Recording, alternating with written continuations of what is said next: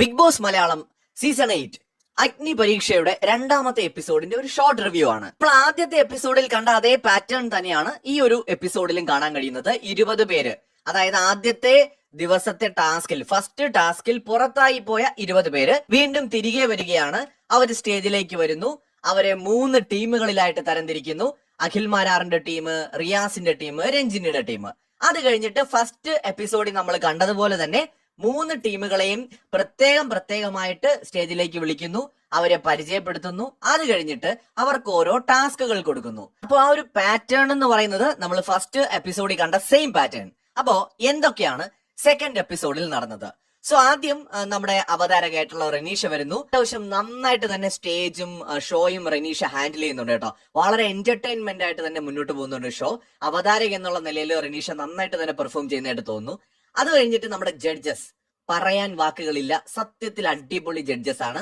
May be അവരുടെ പല ഡിസിഷൻസും നമുക്ക് ഇഷ്ടപ്പെടണമെന്നൊന്നുമില്ല, ചിലപ്പോൾ അവരുടെ പെരുമാറ്റം ഇഷ്ടപ്പെടണമെന്നില്ല.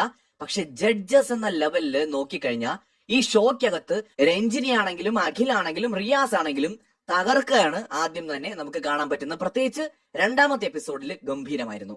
അതുപോലെ തന്നെ ഈ അവതാരക വരുന്നു, ജഡ്ജസുമായിട്ട് ജസ്റ്റ് ഒന്ന് സംസാരിക്കുന്നു. കഴിഞ്ഞ ദിവസം ഏറ്റവും നന്നായിട്ട് പെർഫോം ചെയ്ത അല്ലെങ്കിൽ ഓർത്തിരിക്കുന്ന ഒരു കണ്ടസ്റ്റന്റിനെ ചോദിക്കുമ്പോൾ റിയാസ് പൂജയുടെ പേര് പറയുന്നുണ്ട്. ആ ഒരു ഇഷ്യൂ ക്രിയേറ്റ് ചെയ്തതിന്റെ കാരണം പൂജയാണല്ലോ. സോ പൂജയുടെ പേര് പറയുന്നുണ്ട്. അത് കഴിഞ്ഞിട്ട് ബാക്കി 20 പേരെ നമ്മുടെ സ്റ്റേജിലേക്ക് വിളിക്കുകയാണ്. പിള്ളേർ ഓടിച്ചാടി തുള്ളി മറിഞ്ഞ് സ്റ്റേജിലേക്ക് വരുന്നു. കാരണം ഭയങ്കര എക്സൈറ്റഡ് ആണ് പലരും. കഴിഞ്ഞ ദിവസം ഒരു ഓപ്പർച്യൂണിറ്റി ഇനി കിട്ടില്ലേ എന്ന് വിചാരിച്ചിരുന്നിടത്തു നിന്നാണ് അവർക്ക് വീണ്ടും സ്റ്റേജിലേക്ക് വരാൻ പറ്റുന്നത്. സോ അതിന്റെ ഒരു എക്സൈറ്റ്മെന്റ് അവർക്കുണ്ടായിരുന്നു. അതിൽ തന്നെ ഒരു പൂജ, അതായത് ഇന്നലെയും ഒരു പൂജ ഉണ്ടായിരുന്നു, ഇന്നും ഒരു പൂജയുണ്ട് കേട്ടാ. ആ പൂജയാണ് നമ്മൾ പല പ്രൊമോകളിലൊക്കെ ആയിട്ട് കണ്ടത്. അതായത് ജഡ്ജസുമായിട്ട് ഉടക്കുന്ന പോലെയൊക്കെ.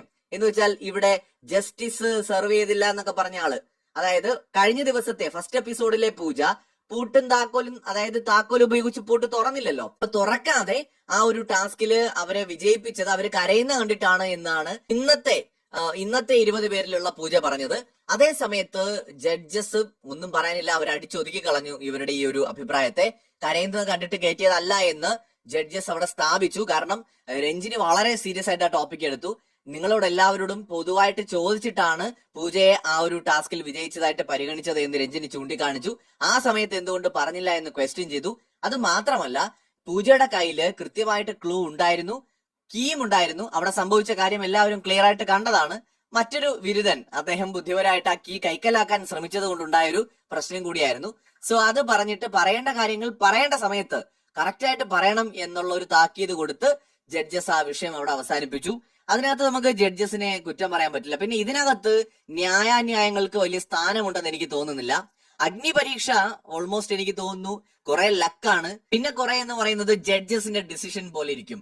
ജഡ്ജസ് ഈ കണ്ടസ്റ്റന്റ്സിനെ എങ്ങനെ കാണുന്നു എന്നത് വളരെ ഇമ്പോർട്ടന്റ് ആണ്, പ്രത്യേകിച്ച് ഇനിഷ്യൽ സ്റ്റേജിൽ. കാരണം ഒരു ടാസ്കിൽ ആര് ജയിക്കണം, ആര് പരാജയപ്പെടണം, അല്ലെങ്കിൽ എന്ത് മാനദണ്ഡം അനുസരിച്ച് ഒരാളെ ജയിപ്പിക്കണം എന്നൊക്കെ ഡിസൈഡ് ചെയ്യുന്നത് അവിടുത്തെ ഒരു അൾട്ടിമേറ്റ് അതോറിറ്റി എന്ന് പറയുന്നത് ജഡ്ജസ് ആണ്.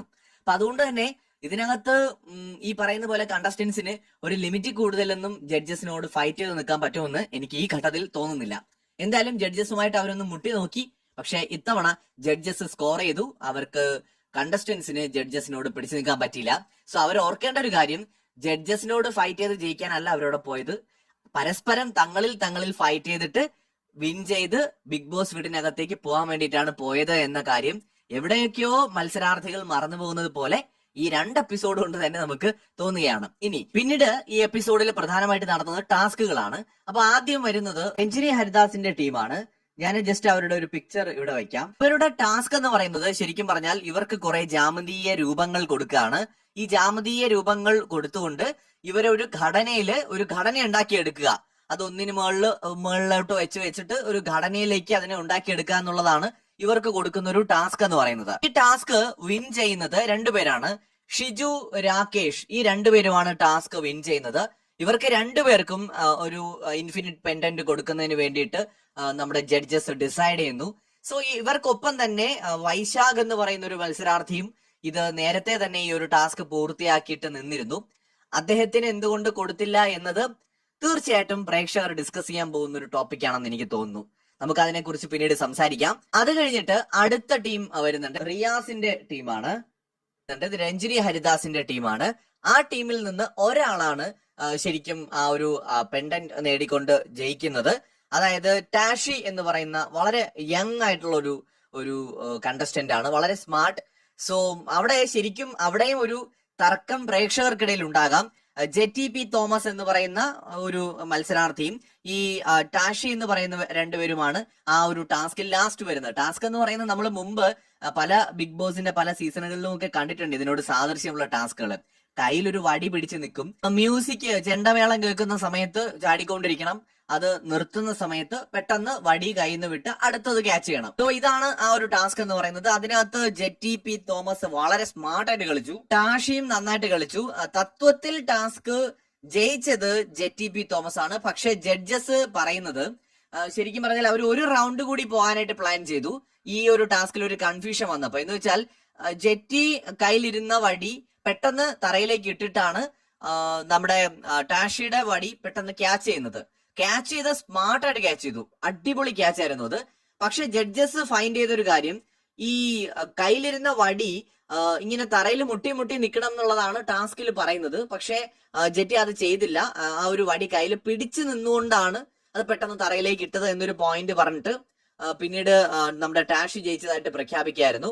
രഞ്ജിനിക്കും റിയാസിനും ഇത് ഒരു റൗണ്ട് കൂടി ഇവരുടെ മാത്രമായിട്ട് നടത്തി നോക്കണം എന്നുണ്ട്. പക്ഷെ അവിടെ അഖില് പറഞ്ഞത് ലൈഫിൽ ഓപ്പർച്യൂണിറ്റീസ് ഒരിക്കേ കിട്ടൂ, അപ്പൊ അത് എങ്ങനെയാണെന്നുള്ളതനുസരിച്ച് ഒരു വിധി നിർണയിച്ച് പോവാന്നുള്ളൊരു പോയിന്റിലേക്ക് വന്നു. ഫൈനലി അതിനകത്ത് ജഡ്ജസിന്റെ ഡിസിഷൻ എന്ന് പറയുന്നത് ടാഷി വിന്നറാണ് എന്നുള്ളതായിരുന്നു. അങ്ങനെ പെൻഡന്റ് ആളിലാണ് കിട്ടുന്നത്. അടുത്ത മൂന്നാമത്തെ ടീം എന്ന് പറയുന്നത് നമ്മുടെ അഖിലിന്റെ ടീമാണ്. ഇവിടുത്തെ ടാസ്ക് എന്താണെന്ന് വെച്ച് കഴിഞ്ഞാൽ കണ്ടസ്റ്റന്റ്സിന് ഓരോരുത്തർക്കും ഓരോ കളറിലുള്ള പേപ്പർ കൊടുക്കും, അത് കഴിഞ്ഞൊരു സ്ട്രോയിങ് കൊടുക്കും. കുറെ പേപ്പറുകൾ ഒന്നിച്ച് തറയിൽ എന്നിട്ട് കൂട്ടിയിട്ടുണ്ട്. അപ്പൊ ഇവരെന്ത് ചെയ്യേണ്ടതെന്ന് വെച്ച് കഴിഞ്ഞാൽ ഇവർ നിൽക്കുന്ന പോഡിയത്തിന്റെ അവിടെ നിന്ന് ബസർ ശബ്ദം കേൾക്കുമ്പോൾ ഈ ഓരോ തവണയും വന്നിട്ട് ആ ഒരു സ്ട്രോ ഉപയോഗിച്ച് എയർ യൂസ് ചെയ്തുകൊണ്ട് എയർ ലിഫ്റ്റ് ചെയ്യുക. അവരുടെ കളർ പേപ്പർ എയർ ലിഫ്റ്റ് ചെയ്ത് ഒരു ബൗള് കാണും, ബൗളിലേക്ക് കൊണ്ടിടുക എന്നുള്ളതാണ് ഇവരുടെ ടാസ്ക്.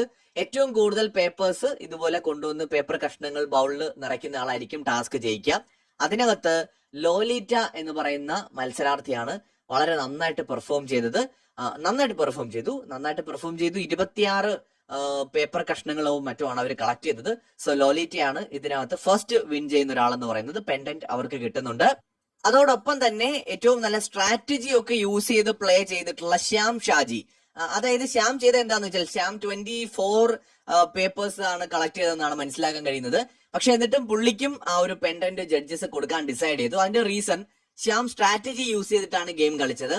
എന്ന് വെച്ചാൽ ആള് കളക്ട് ചെയ്യുന്നതിനോടൊപ്പം തന്നെ സറൗണ്ടിങ്സിലുള്ള ആളുകളുടെ പേപ്പർ ഊതിക്കളഞ്ഞിട്ടാണ് മൂപ്പരത് കളക്ട് ചെയ്തത്. ഗെയിമിനകത്ത് അങ്ങനത്തെ ഒരു ഓപ്ഷൻ കൂടി യൂസ് ചെയ്തു എന്നുള്ള കാരണം കൊണ്ടും 24 പേപ്പർ കഷ്ണങ്ങൾ കളക്ട് ചെയ്തു എന്നതുകൊണ്ടും ശ്യാം ഷാജിക്കാണ് രണ്ടാമത് ഈ ഒരു ഇൻഫിനിറ്റ് പെൻഡന്റ് കിട്ടുന്നത്. സോ ഇന്നത്തെ ആ ഒരു എപ്പിസോഡിൽ ബേസിക്കലി ഇത്രയും കാര്യങ്ങളാണ് നടന്നിട്ടുള്ളത്. ഇനി എന്താന്ന് വെച്ച് കഴിഞ്ഞാൽ ഈ ഒരു എപ്പിസോഡ് അവസാനിക്കുന്നതിന് മുന്നേ ആയിട്ട് അവർ പറഞ്ഞത് 40 കണ്ടസ്റ്റൻസും ഒന്നിച്ച് സ്റ്റേജിലേക്ക് വന്നിട്ട് പരസ്പരം കൊമ്പ് കോർ